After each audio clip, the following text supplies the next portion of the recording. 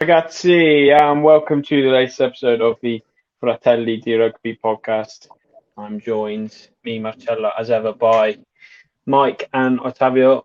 The URC is back. Obviously, the English Rugby Premiership was back last week, so this week it's the turn of the URC to return. And the first game, coincidentally, is Zebre playing Ulster, which is not the easiest of games to take on. Josh, I'll come to you for that one. Having read a little bit about Ulster, it looks like they're going to be missing quite a few players. So, and we still don't really know whether Italy Zebre will have their Italians. Do we? Do we know that yet? I haven't seen anything as of yet. The only player I can, to be honest, I don't think so. No, Marisi's going to be probably rested. Sketty's injured. I saw the activities, Lupo. There was Sisi already with the group, so at least Sisi is in Parma. Yeah, so yeah, that's true. He's one of the guys because they did something in one of the major square of Piazza in Parma, and I saw Sisi there. But yeah, probably the rest of the. And I saw also who was there. Pani was there too in the same picture. I saw them. So at least those two are in Parma. Now. Yeah. So, I'm hoping he's playing. Yeah, Fischetti, Sisi, Fusco, Bruno, and Panni are obviously the five we're talking about. Yeah, right. And Manfredi, which was in the last game, but he's in Parma already. Yeah. He doesn't have. Bonfiglio was also with the team, but he's back as well. Yeah. So anyway, Josh, we'll come to you first with this really kicking off this preview out of the URC. Obviously, hoping for something better than last season. How confident are you in that in terms of a results base? Results base, I think we're going to come away with wins this season. I'm certain of that. We've hit the ground. The World Cup's been helpful in the fact that we started pre-season extremely early. I mean, I don't know of any other team that's 5 pre-season games in. All of them ended up being extremely competitive, all within 5 points, minus the one when we beat Rugby Lyon, beat them convincingly. The other ones we lost, but we lost by 4 or 5 points, if less. From what I've read, from all the interviews, what I've seen and the videos and the matches I've watched, it looks good.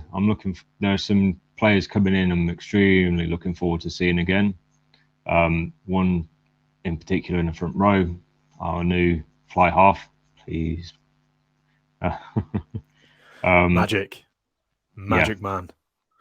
Yeah, it's going to be interesting. There's a very exciting team there.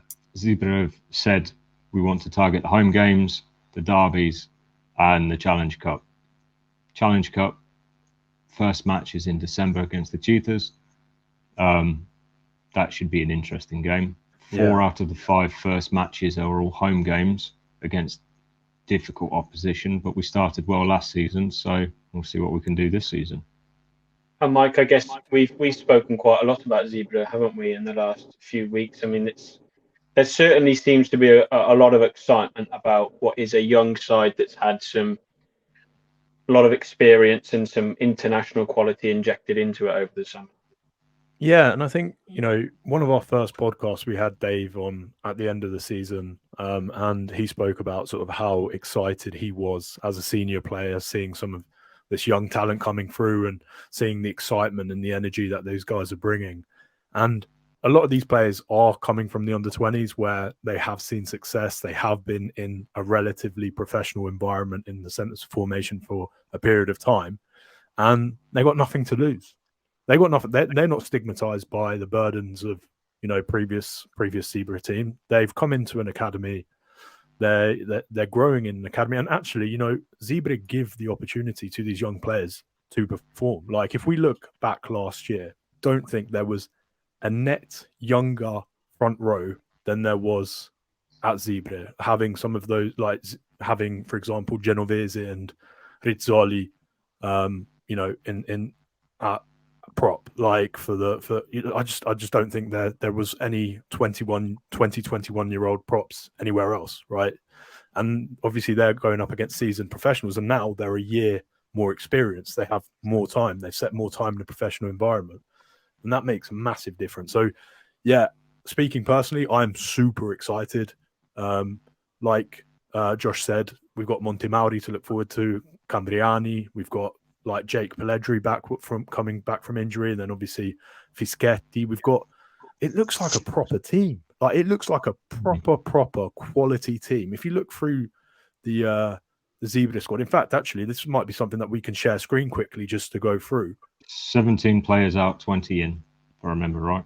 Yeah, because all the group, let's see the foreign players like Kronje in the center, Cobus Van Vick, and then Chris Cook left. Just to say a couple of names. Then there are some appearances last year, like who was there in the mix last year? For example, there was Latunipulu during the couple of weeks, 3 weeks. Fox. 3 games, something like that. And then there were the locks. The locks were from South Africa, passing through other teams in like Narbonne. I remember there was Joshua Furno last year, for example, that left again. He went to play in Pro D2. So there were pretty good numbers there. There was Dutoit as a skipper for a couple of games, and he ends playing. There was Kvesic from Worcester too last year, Matt, and so now seriously the team is Italian plus couple of good players and qualified players too, as usual. Not because Cambriani, we talk about him like a Italian qualified player. He's not a foreign player. He's not Gregory or Paella, just to say a couple of throw some names there. And some interesting prospect, guys, because I think, I don't know, I feel Dylan Delu, this guy, the lock, the 21 years old lock, is one of the tallest players in the team because he's taller as Zambonin. So usually we don't have these huge players, but he's really active in the field, looks like. Watching videos from his previous season, from last season, he's a good player, man, and I love this quality mobile locks that can move around, almost playing as a fourth back rower, let's say in that way. So that can be some interesting players, and who knows if the time passed by in Italy, spend a lot of years, can be Italian qualified too for residents. I think from what I've spoken to a few South Africans, they've got an eye on him in particular as a future South African international, because he's shown a lot of promise at junior level. But we'll see. We'll see. Hopefully, he stays. And then Jake Pelledri is Jake Pelledri fit for the end of the year? Probably he's gonna be available, but he's getting into the field with the Zebre for now, and we have just to wait for him to be 100% fit. He got surgery on his shoulder for that injury during the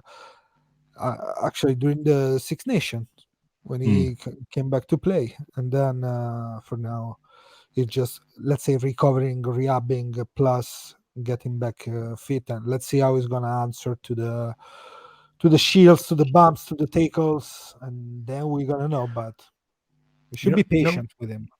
I'll say, one player I'm actually really excited to see who's not Italian qualified, but I think he offered so much when he came on last season. Fox Matamua, I think he's super talented. I think he's a very, very talented back row. For those of you guys who aren't in the Discord, these boys will vouch. Like I've been so impressed with him. I think he's quality, and I think actually, Zebre did very well to extend his contract. It's like Lupo. It's like one of the survivors from last season. He always play leading by example because he played really well. He was a constant feature in the team. His handling, especially at 8, was phenomenal. Yeah, I agree with that. It's like he plays like a loose forward, doesn't he? In league. Yeah, quality player.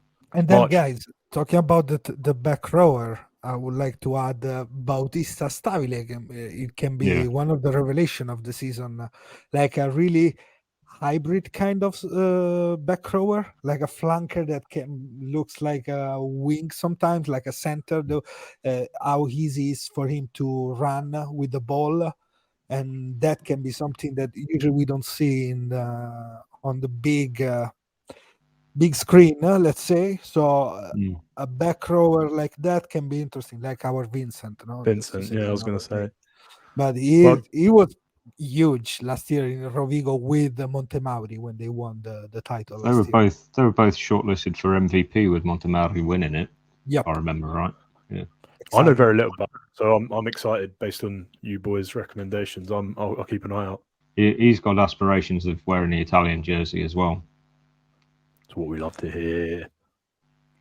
So, just looking at those fixtures for Zebre, I guess, well, you have to say a lot of those games are potentially going to be hampered the opposition-wise in terms of potential internationals not yet being fit or still being rested after the tournament or whatever. So it's Ulster up first, Ospreys away, I guess could be something to look at. Bulls at home, Sharks at home, and then Cardiff at home. So I guess this first five is pretty not in terms of it's not imperative. Like Zebre there's no pressure on them having to win any of those games, but you'd like to think that there are certainly some chances in there to pick up some points early on and at least get off to a good start, I guess. They need to target some of the games where they lost, by fine margins, and I think they surprised a lot of players at the start of the season. Sorry, a lot of teams at the start of the season. Yeah. Like Leinster last year, if it wasn't for a few kicks gone astray, it could have been a very different conversation that we were having.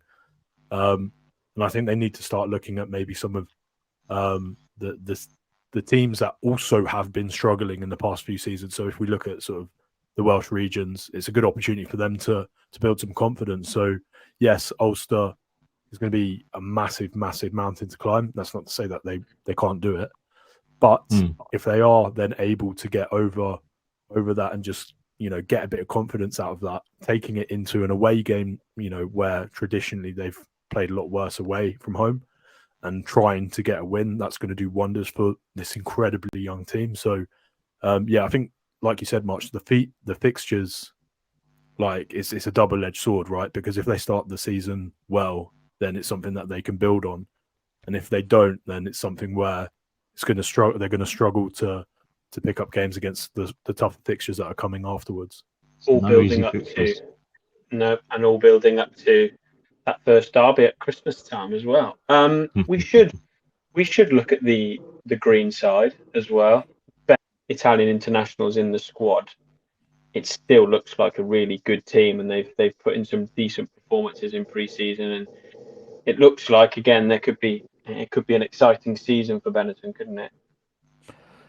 Yes, of course, because they got quality with some player. Just to say, the former Leicester lock, Ellis Nyman, which is going to be co-captain. Sorry, not vice captain, co-captain with Lamaro, is an interesting profile because he come back with a lot more experience. He's going to be much more on the Irner style of player, hard worker. The Scrafton is going to come back, which was really good last year, I think. Scott Scrafton, after the injury that occurred against Zebre in the first of the two Christmas derby. And then, of course, Malakai Fekitoa. It's a fresh winner with Munster of the season. Let's see how is going to be used in this in the beginning of his journey with Benetton, because it's a multiple years contract. It's not just 1 year contract. It's a project for him to stay a couple of years. And then for me, another one is Yakitsi, which is so mobile as a player. It's good as a lock, and it's good like number 6. Let's say he can play too. Really mobile as Deleu. No, another player that knows how to run with the ball is an option for the throw. So all good, and hopefully it's going to be better than how we saw it during the World Cup, which is Ivan Niemer, because He was there until December, and then the banana gate happened, and we lost it. But I hope much more from him, because the only big loss they having this year is Teta Chaparro, which is out for the injury. But then the team, it's a good team. It has to learn how to win away, but it's a good team. No excuses, because this team should be in at least top 8 of the URC, Yeah. in my opinion. And I think Mike, that probably brings its own pressure, doesn't it? The fact that there's actually an expectation there now as well, not just this is going to be exciting. Benetton are going to surprise a few teams this season. There is now, especially at home, there's almost an expectation that Benetton kind of push towards the top half of the table. Yeah, I think it's something there. They've had sort of good glimpses of seasons, and then followed by a poor season. And they had a relatively good season last season.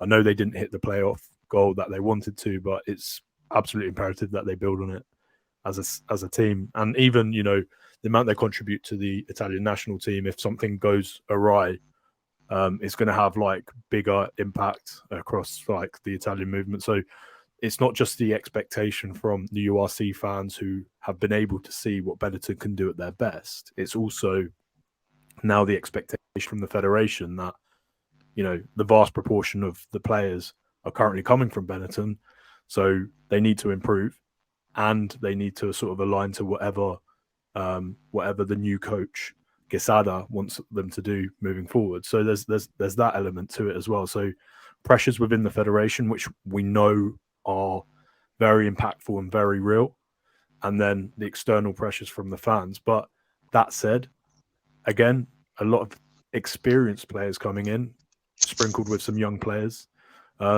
We even forget sort of Sam Hidalgo Klein is still there as well, right? So like there are some really experienced players. Andy Uren. And hopefully these players are the players that can shoulder some of that responsibility and show these players how to act in positions where things aren't going your way, because we've seen in the past with the national team the past two games what happens when you're not experienced in those situations. So yes, some positive pressures, I think, but yeah, as long as they build on what they've done, it should be a good season for Italian rugby as well. And Josh, your thoughts on your rivals? One player I bleated on about, especially on the Discord, which I'm looking forward to finally coming back, is the former Zebre tight end prop, Joseph Zalocki. But I can't wait to see him back on the field. It's going to be grand. I think he will push really quickly back into the national team. Bags of talent. Benetton's going to be a very, very hard match. I know the pre-season game, we just missed out on that one. But the only issue with Benetton is something that Crowley picked up on numerous times, and missing key Italian players in key positions. At 10, we're looking at Maga and Albanos, two great players. One who will be Argentina 10 for a long time, I'm sure.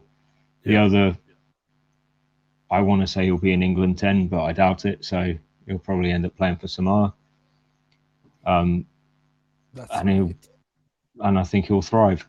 The team itself is grand. That is a top 8 team.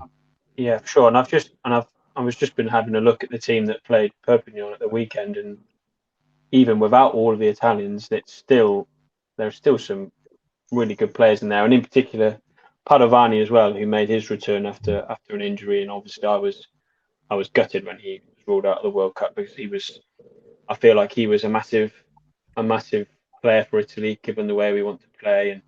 But then you look along the line, you got Zanon in there, Umanga, Andy Uren. Today, I am joined by a very special guest, Andy Uren. How are we doing, mate? Good, thank you. How are you? Yeah, very well, thank you, mate. Very well. Thank you for joining us today. So let's start off right from the beginning. How's the transition been? How's moving? How's the Italian Dolce Vita? Yeah, I'm loving it at the moment. Everyone's been really welcome. It's a really nice country and a really nice city in Treviso. The weather helps. It's been a lot better than England. But yeah, I'm loving it at the moment. All the coaches are really good, and we're working hard, which is the main thing. So really looking forward to the season coming up. Yeah, I think a lot of Italian fans are quite excited about what's to come. It looks like the club have recruited really well this past season, and obviously got quite a few of the boys from the Premier League as well. So how have you found sort of settling in? Minus obviously, everyone helping it. Like there's obviously always a bit of a language barrier. Is that something that you're proactively working on? Yeah, so the language is obviously a big barrier for me because I don't talk Italian, but there's a lot of foreign boys here who do talk a bit of both. And to be fair, most of the Italian lads speak English, which is helpful. A lot of the coaching is in Italian, but Marco's really good at transitioning it into English. So the foreign lads understand. So, but I think everyone works together. And if there's a question I don't understand, or they just repeat it and help everyone out. So for me, it's been really helpful and hasn't really affected me that much. I know what I'm doing throughout the day, and I know what I'm doing in the game, which is the main thing. So yeah, for the language barrier, it is hard, and I am trying to learn it. But it's a new skill that I'm trying to work on. Yeah, and like you said, there's most of the Italian boys do speak pretty good English. We've spoken to a load of them on this podcast as well, so we sort of know how easy it is for them to transition across the two. So I do have a couple of questions from one of my co-hosts, Ottavio, who is luckily on a flight to Greece at the moment, but he did send me a couple of ones. So he had obviously one which you sort of touched upon, which was how is Bortolami as a coach? Yeah, he's good. I get along really well with him. He's a coach who knows what he wants, and he's a coach that keeps driving players to be better, which I think is brilliant for the Italian game. Like I said, he talks English very well, fluently, so that's also helpful for me. But there's a clear game plan and a clear structure of how we want to play and what we want to do. So it's pretty positive. Perfect. And he also said, how have you found working with Duvenaka as well? Yeah, Didi's a really good bloke. He's been around a long time, so he knows the game really well. And he's been at Treviso for quite a few years as well, so he's helpful and helps with the language as well because he speaks it really well. And obviously very knowledgeable, so we work well together. How is it that the plans for this coming season? Because like I said, a lot of Italian fans are excited by what Benetton can do, and I'm sure that there's objectives to grow on what happened last season, which was an okay season, but obviously I think we wanted to hit the playoffs as an objective, and it was unfortunate that we fell a bit short. How is it that everyone's gearing to that goal? Is there anything that you've seen in the short time that you've been there that's changed, and even if it's a mentality shift? Yeah, I think the big thing's probably there's been a few. There has been some really good signings. So the likes of Fekete coming in and Eli. Yeah. So like a big centre, a big second row. Eli's big here as well in the team. And then so yeah, that's probably the big thing for us as well. And also we've been working on from that season. I think they did a good season. They made the best they've ever gone in the cup, and they're doing well this year. They did finish 9th, I think, in the league, but they definitely have aspirations to push forward, and that's a big reason why I wanted to come here and leave Bristol to really try myself in a different league, but then to push forward and help a team grow. And I think Italian, minus the tough loss against New Zealand and France, I think it was all positive before that, but they're still being positive now. A few of the Italian lads have come in, and I think everyone's on the same goal of achieving something that this club's never really achieved before. So everyone's really excited for that. Yeah, and you touched upon Bristol. Obviously, I watch a lot of the Prem here as well as URC. How is it that you're adapting to maybe a different style of play that you were used to under sort of Pat Lam? Like, has that transition been okay for you? Is that something that you picked up pretty quickly? Yeah, I think I've picked up pretty quickly. Maybe due to the fact that Pat and Marco are quite similar coaches. They both have a system in place and a structure. So I've come from a place where it was very structured for Bristol to another place where it's quite structured, but with a bit more free license here. So, which is a positive. So for me, I've kind of transitioned quite smoothly. So yeah, it's obviously the games haven't started yet. I played one game against Ulster, and we got a goal. So that was yeah. Awesome. March. I think I'd seen something that I used to work. I used to cover Bristol Bears a little bit for a year, and I worked with John Everley, so I used to watch you guys quite a lot. And seeing you play under Pat Lam, and I'd seen an article saying that maybe watching Pat Lam watch you in the press box often used to be quite entertaining, given that sometimes you went a bit off cuff. Would you go along with that? And is that something that maybe being at Benetton and playing the Italian style maybe suits you personally a little bit more? Yeah, so I thought at myself at Bristol, maybe watching it was maybe a bit off cuff, but for me at Bristol, I thought I knew the structure of Pat and how Pat wants to play pretty well. I did see that as well, so I'm not sure who read it, but I don't know how true it was. But at Benetton, there is structure, but there is a bit more freedom. So at Bristol, it was if you see a gap, if it's on, score. If it's not, not sure. But at Benetton, if it's on, you can take it and people react off you.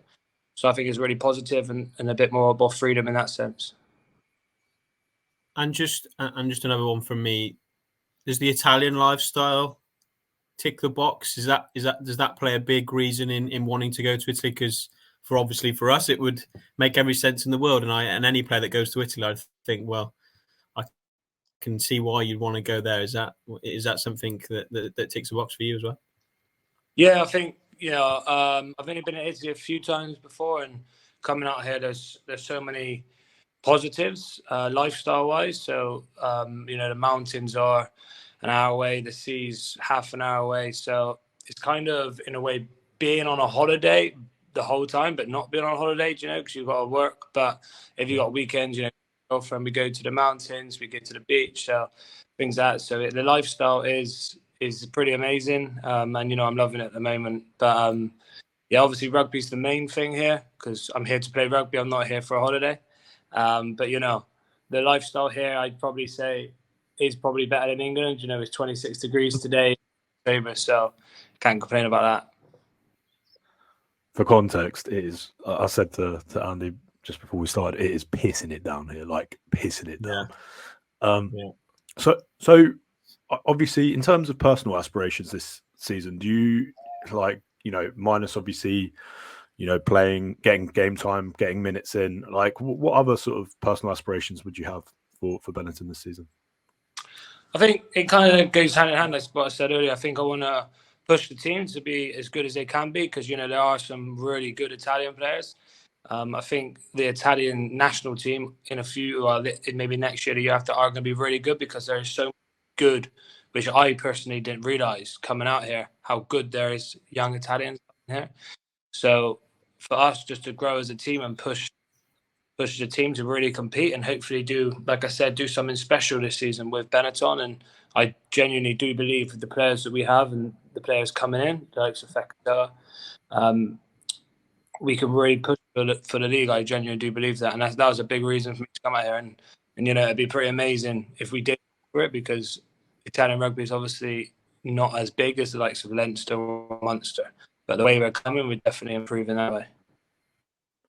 Yeah, we've been banging that drum for a long time, haven't we, March? About sort of the under-20s and the quality that's coming through, and the likes of your teammate Marcello. He looks like a real handful, and he gets plaudits from most of the coaches as well. And then obviously there's like Drago and all of those under-20s which are filtering through Marin, which have looked sort of pretty tidy. So it's really nice to hear from an external perspective, you coming in and almost acknowledging what we've said over a long period of time. So really you know, that really hits quite a chord with us. So yes, go on, March. I know we've only got a couple more minutes with Andy, so fire away.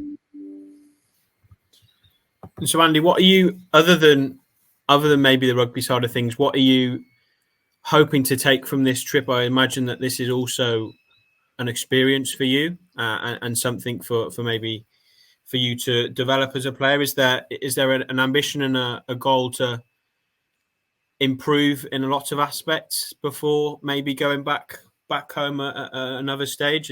What's the sort of the goal for you kind of personally, as not just from a rugby sense, but also sort of outside of rugby?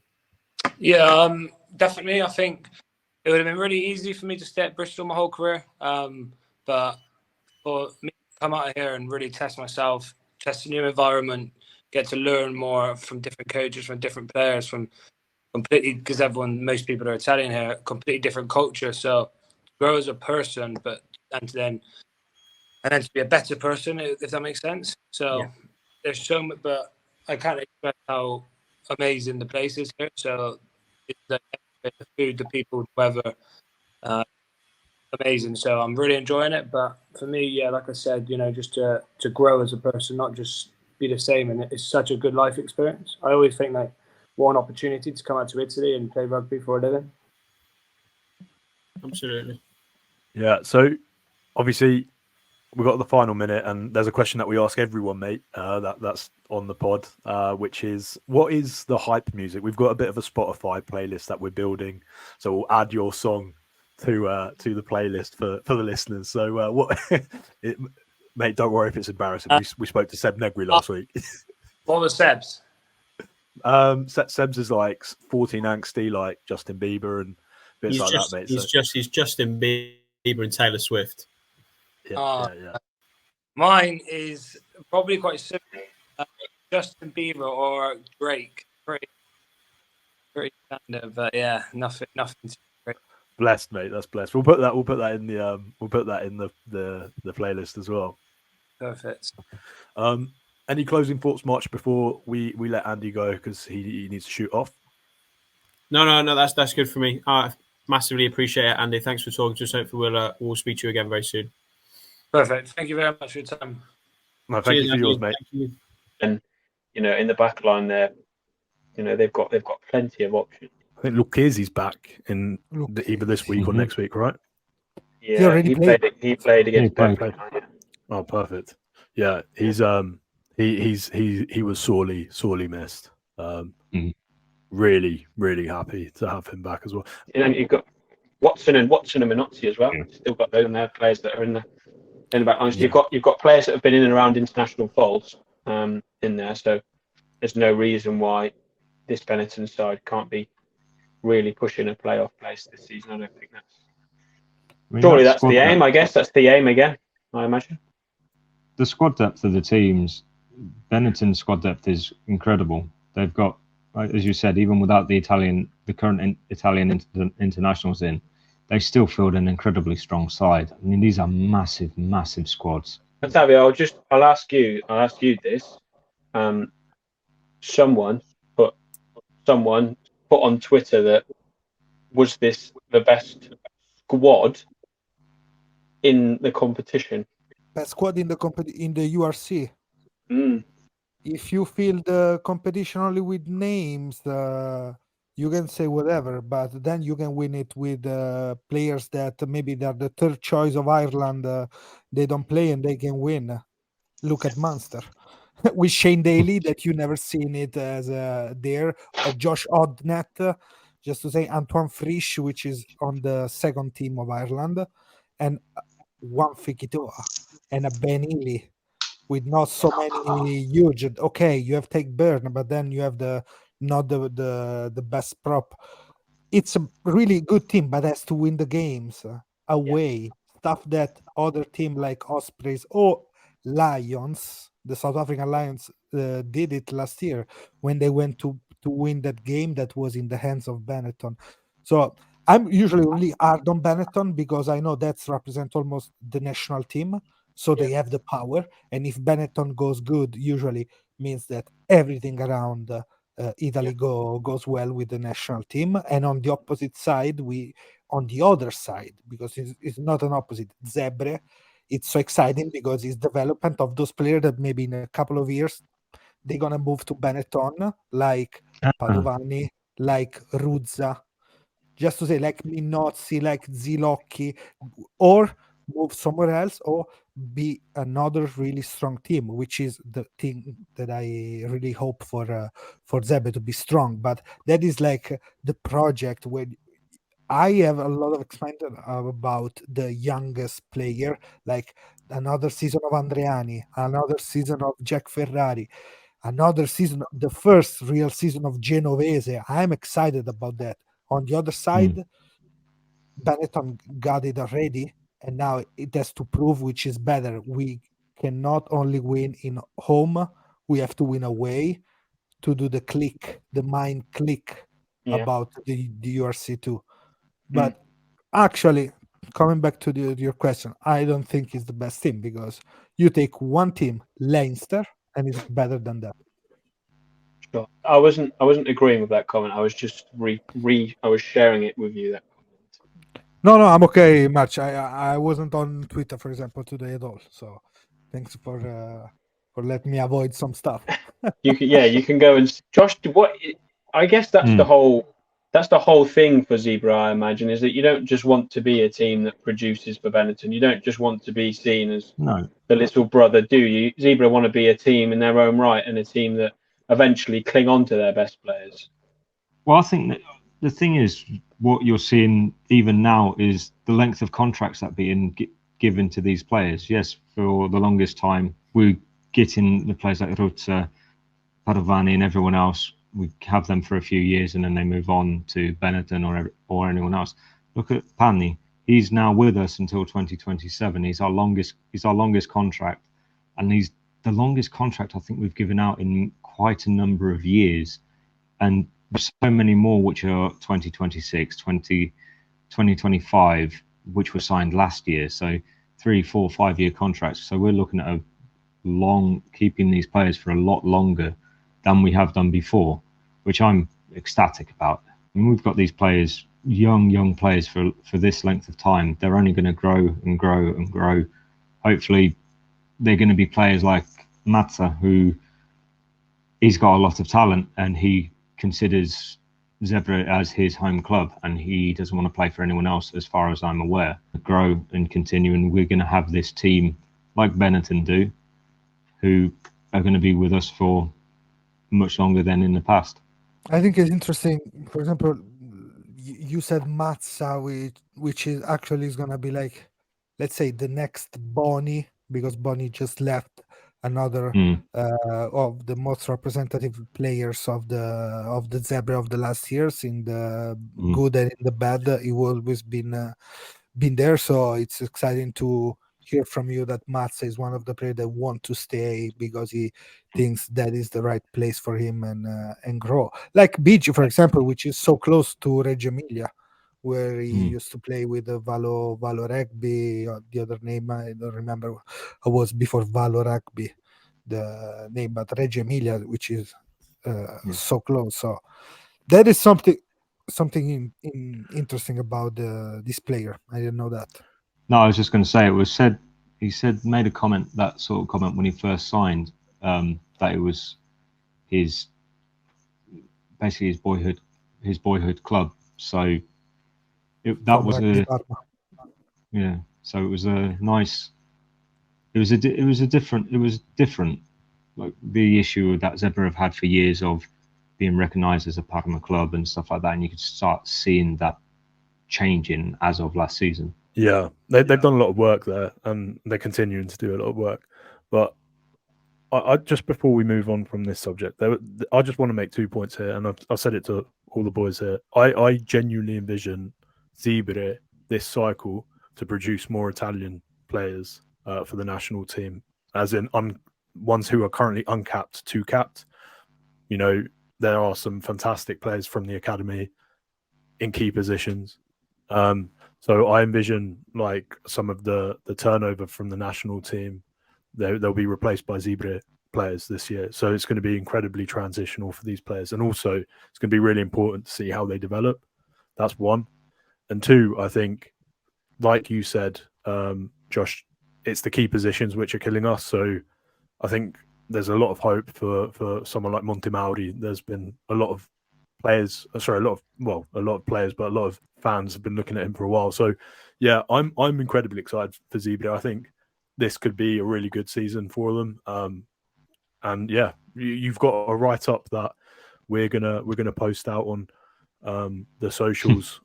So yeah, like for those of you guys who want a really well written, in depth breakdown on Zebre, Josh has written a fantastic document that we'll try and share or find a link to share. But yeah, it's definitely something that's worth reading about if you're interested in Zebre this coming URC season. Mamma mia, ragazzi miei, the season is starting. It's exciting. Like last week, I was happy about the Premiership because Gloucester start winning against who won Gloucester. Why do you have to do me like this, man? Man, Why? at the last second against Harlequins was really, really nice to win in that way because we didn't win since February. So I hope it's gonna happen the same to Zebre this weekend, winning. But let's talk about how important it's gonna be the performance. We always have this performance mantra with Crowley, but it's true because if they're not gonna F it up in defense, they always been able to attack in some way to create chaos and try. That's the big thing about Zebre for me. In attack, always sharp. In defense, less, but they can do it. They can do it absolutely. If they fix that with Joshua Sims and Hodge, the two new coaches, they're gonna help a lot.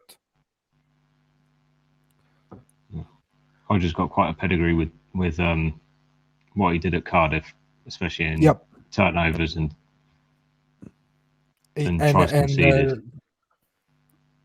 And also he knows really well how to coach young players because he's always been there for years with Cardiff. So let's see. I'm really looking forward to that game in particular against Cardiff because it's gonna be something interesting to see. The past with the future of this coach. Marcello, Mike. Oh, thank you, March. Enjoy too. Yeah, best of luck, but better luck to my team. For whoever we're supporting. Anyway, that brings us to an end. Thank you very much for listening, and make sure to share, subscribe to the podcast, and make sure you are following all our social medias.